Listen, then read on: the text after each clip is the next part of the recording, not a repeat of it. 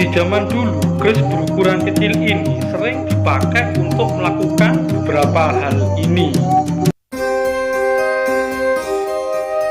Rahayu, Rahayu, Rahayu. Ketemu lagi dengan saya Teddy Wahyono di channel tempat mengenal keris dan pusaka Nusantara lainnya dengan akal sehat dan hati terbuka.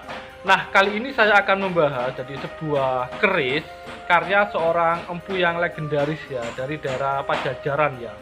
Seorang empu perempuan. Jadi konon keris-kerisnya itu memang terkenal memiliki kekuatan gaib yang biasanya dulu dimanfaatkan untuk melakukan beberapa hal ya.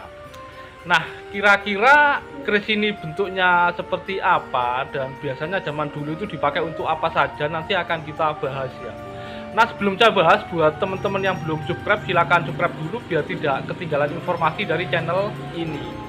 Ya, yang akan kita bahas nanti adalah sebuah keris yang umumnya ukurannya kecil ya, dan ditemukan dalam bentuk lurus ya. Jadi hampir tidak ada ditemukan yang luk ya. Kita akan membahas tentang keris sombro ya, atau ada yang nyebut keris betok sombro ya, karena memang dapurnya rata-rata itu dapur betok ya, dan bilang betok brojol kayak gitu ya. Nah, untuk Nyi Sombro sendiri ini adalah seorang perempuan ya dari daerah Pajajaran ya. Dan dari beberapa literatur itu banyak cerita-cerita mistis ya tentang Nyi Sombro ini ya. Dan beberapa keris karya Nyi Sombro ini, jadi cirinya selain lurus atau tidak memakai luk, itu juga ada beberapa yang ditemukan dalam bentuk pejetan ya, atau terkenal dengan keris pejetan ya. Untuk penggunaannya sendiri, kalau zaman dulu, jadi keris Sombro sendiri itu memang konon itu sering dipakai untuk membantu seorang perempuan melahirkan ya.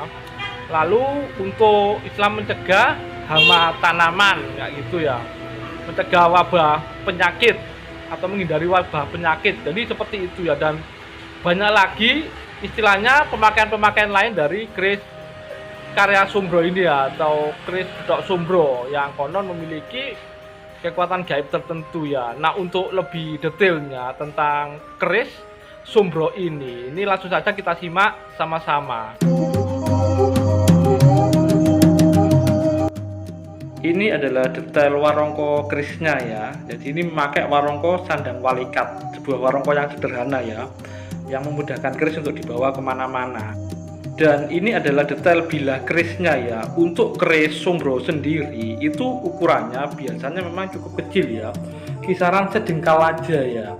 Dan umumnya ditemukan dalam bentuk lurus ya, jadi tidak ada yang bentuk luk selama ini ya. Dari pengalaman saya pribadi juga belum menemukan keris Sombro yang bentuknya luk ya. Dan untuk keris Sombro sendiri itu memang salah satunya juga terkenal dengan materinya yang cukup bagus ya, karena konon pilihan ya. Ini adalah kondisi memang sengaja saya keringkan ya, tanpa minyak ya, jadi biar terlihat materinya lah. Dan untuk beberapa keris Sombro itu juga ditemukan dalam bentuk pejetan seperti ini ya, jadi kayak ada pejetannya ya. Jadi memang terkenal keris Sombro itu memang ada pejetannya, walaupun nggak semuanya ya. Untuk besinya sendiri itu memang ada beberapa macam ya yang ditemukan ya. Ada yang bentuk butut atau bentuk sajen, ada juga yang besi biasa, ada juga yang bahkan ada lubangnya seperti bedok suro. Kalau di buku ensiklopedia keris, Sombro atau Empu Nimbok Sombro itu adalah seorang empu wanita berasal dari kerajaan Pajajaran sekitar abad ke-10. Bagi sebagian masyarakat, keris-keris buatan Nimbok Sombro umumnya dikenal mempunyai kekuatan gaib untuk membantu wanita yang melahirkan anak ya, penyembuhan penyakit, menghindarkan hama tanaman, mencegah keselamatan dan ketentraman ya. Bentuk keris-keris buatannya sangat sederhana ya, ukurannya tidak panjang, jadi panjangnya hanya sejengkal saja. Semuanya merupakan keris lurus, tak ada yang menemukan luk ya, atau yang memakai luk ya. Pamornya sederhana tetapi besinya selalu tergolong pilihan. Nah, mungkin itu saja dari saya, semoga bermanfaat dan jangan lupa untuk like dan subscribe-nya.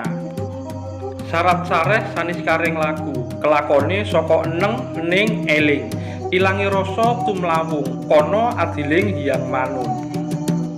Dengan syarat sabar segala tindakannya, tercapainya dengan diam, hening dan ingat, hilangnya rasa terang benderang, di situ keadilan Tuhan.